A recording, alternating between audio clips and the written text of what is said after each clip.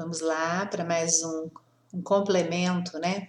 Uma sequência falando da mediunidade de cura, do médium curador. E a gente compreende, como que a gente compreende um pouco mais a respeito dessa mediunidade, que é bem complexa, é bem séria e ainda muito investigada, né? Começou a ser investigada e foi trazida à luz, né?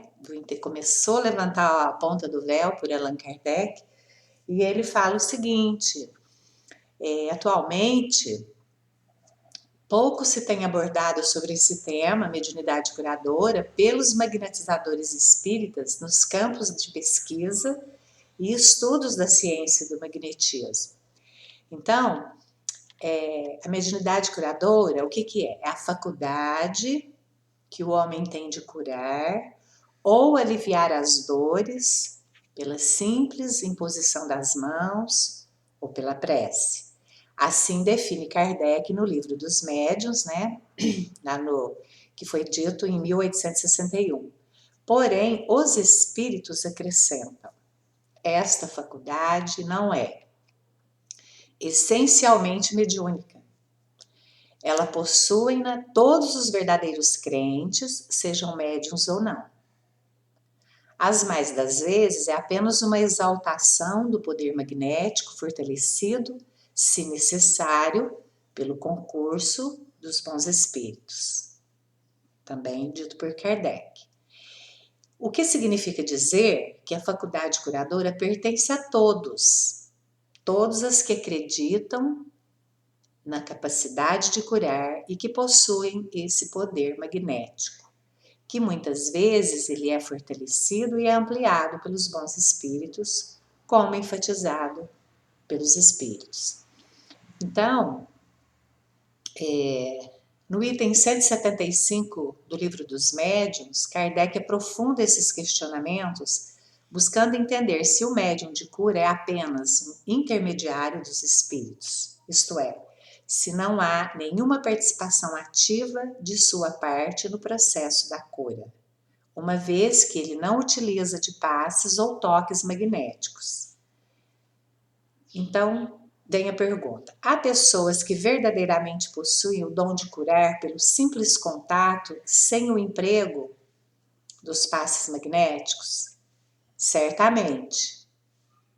A gente tem muitos exemplos disso. Nesse caso, há também uma ação magnética ou apenas influência dos espíritos? Está lá no Livro dos Médiuns. Uma e outra coisa. Essas pessoas são verdadeiros médiuns, pois que atuam sob a influência dos espíritos. Isso, porém, não quer dizer que sejam quais médiuns curadores conforme entendes. Então a gente nota que Kardec não se contentou com essa resposta dos espíritos ao afirmar que existem indivíduos que podem curar pelo simples contato das mãos.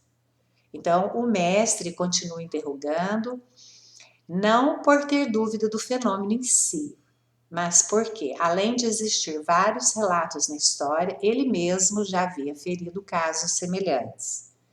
Então, o que é que Kardec queria entender?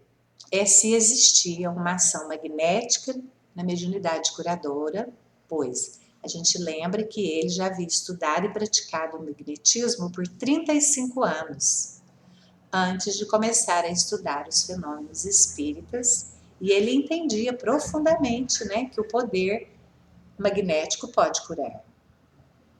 Portanto, quando os espíritos responderam que existe uma e outra coisa, entende-se que há ação magnética e influência dos espíritos, ou seja, os dois lados do trabalho.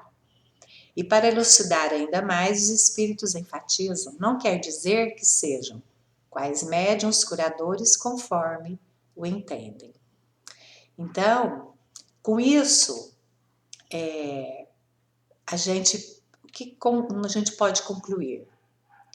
Que Kardec, como um bom cientista que era, né, a gente sabe, também queria entender se existia né, se existe, na verdade é tudo muito atual, a atuação dos espíritos nos processos magnéticos utilizados pelos magnetizadores ordinários de sua época, porque na ciência magnética é dado que o fluido emitido do magnetizador para o doente é o seu próprio fluido vital, pessoal.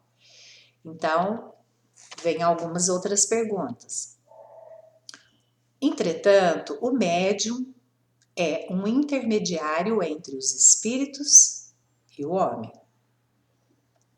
Ora, o magnetizador, aurindo em si mesmo a força de que se utiliza, não parece que seja intermediário de nenhuma potência estranha. É um erro. A força magnética, ela reside sem dúvida no homem, mas é aumentada pela ação dos espíritos que ele chama em auxílio, que o socorre, que o assistem. Então, se magnetizas com o propósito de curar, por exemplo, e invocas um bom espírito que se interessa por ti e pelo teu doente, ele aumenta a tua força e a tua vontade. Dirige o teu fluido e lhe dá as qualidades necessárias.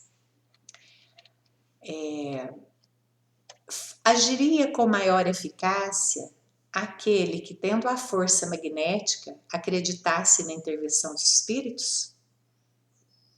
Kardec responde: faria coisas que considerarias milagre. Então, o que nós podemos entender?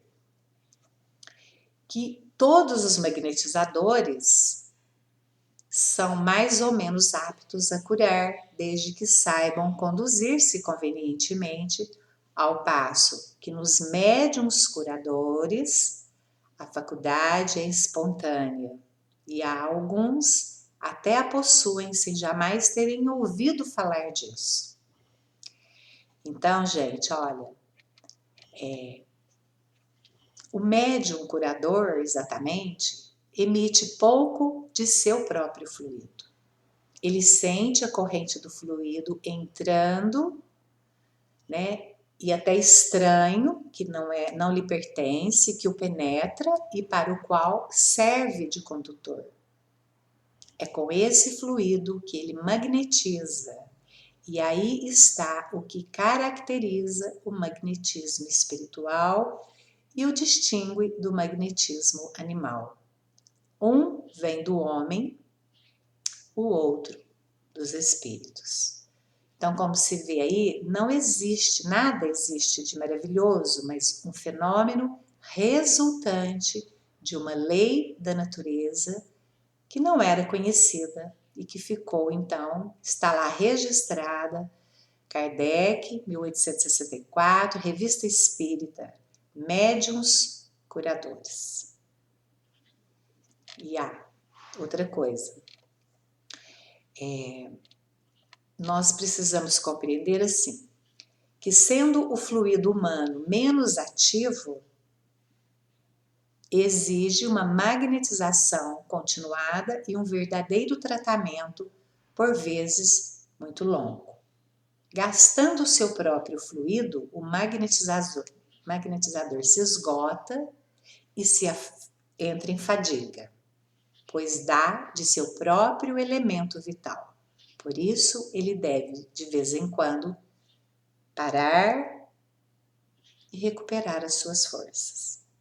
O fluido espiritual, mais poderoso, em razão de sua pureza, produz efeitos mais rápidos e, por vezes, quase que instantâneos. Então, não sendo esse fluido do magnetizador, disso resulta que o cansaço, o esgotamento do trabalhador, do médium, é nulo, quase nulo. Também está lá na Revista Espírita, Kardec, 1865. Então, olha, a gente precisa compreender o seguinte: médiuns curadores, na estrita acepção da palavra, são aqueles cuja personalidade se apaga completamente ante a ação espiritual. São extremamente raros, porque essa faculdade elevada ao mais alto grau requer um conjunto de qualidades morais raramente encontradas na Terra. Então, não estamos aqui fazendo apologia, quem é médium, curador, quem não é. Cada um deve fazer a sua própria reflexão, mas vou grifar isso aqui novamente.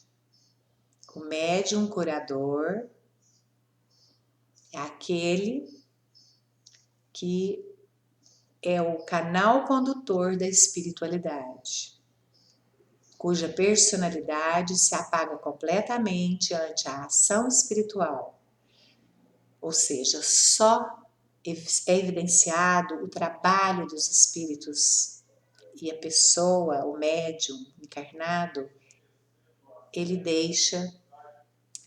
fica quase que no anônimo. São extremamente raros, porque essa faculdade elevada ao mais alto grau requer um conjunto de qualidades morais raramente encontradas na Terra ainda. Só esses podem obter pela imposição das mãos essas curas instantâneas que nos parecem milagrosas e prodigiosas. Muito poucas pessoas podem pretender esse favor. Por quê?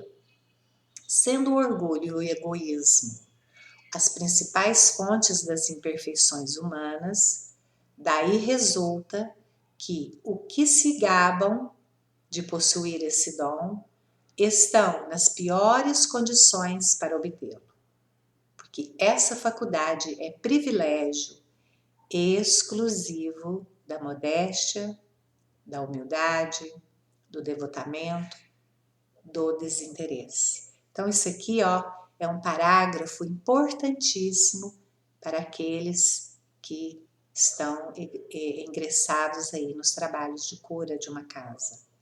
Também está lá, 1865, Revista Espírita, Kardec.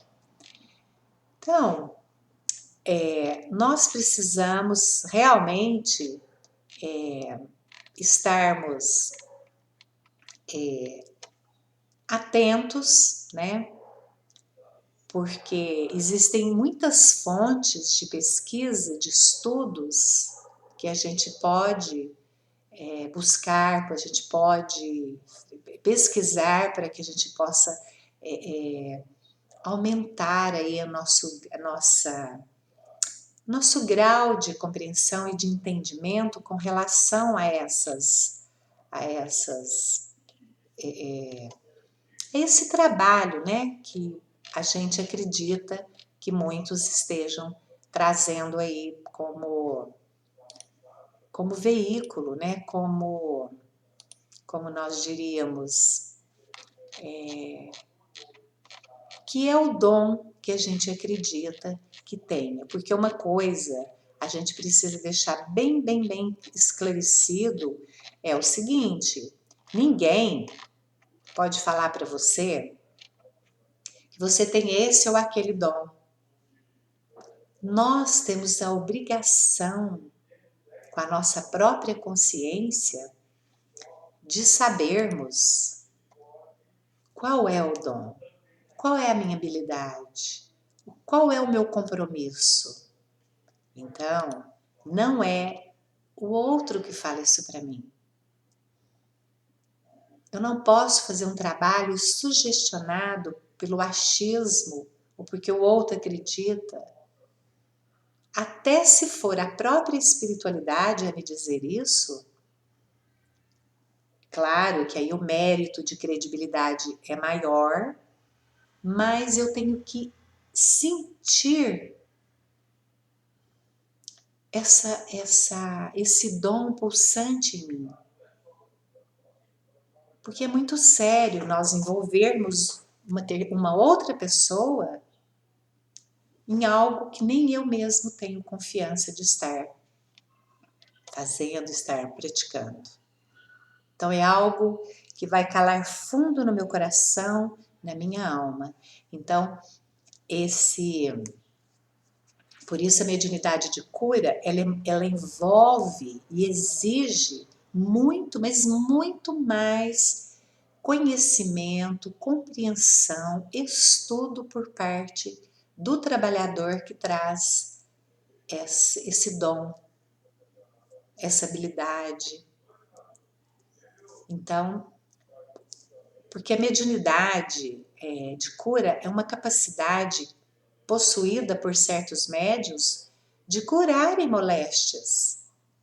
Então, olha o trabalho interno que esse médium precisa fazer consigo mesmo, porque ao curar, ao provocar reações reparadoras de tecidos e órgãos do corpo humano, né? Inclusive as oriundas de influenciação espiritual,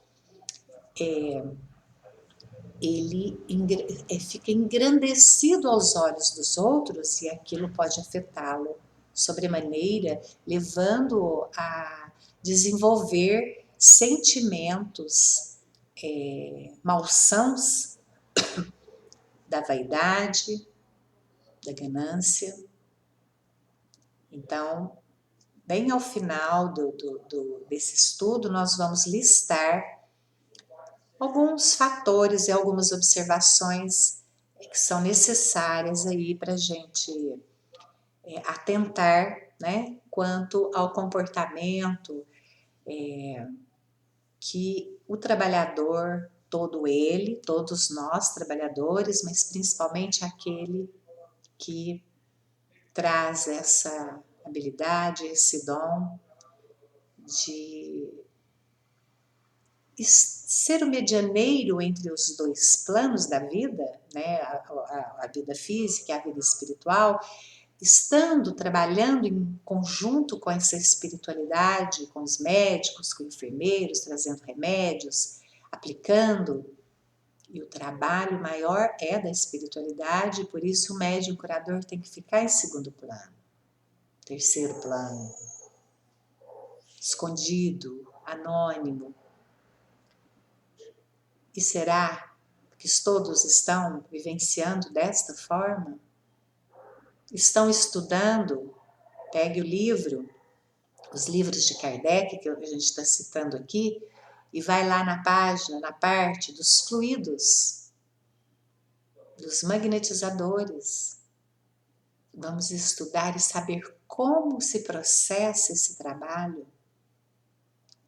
Vamos estudar mais sobre as doenças.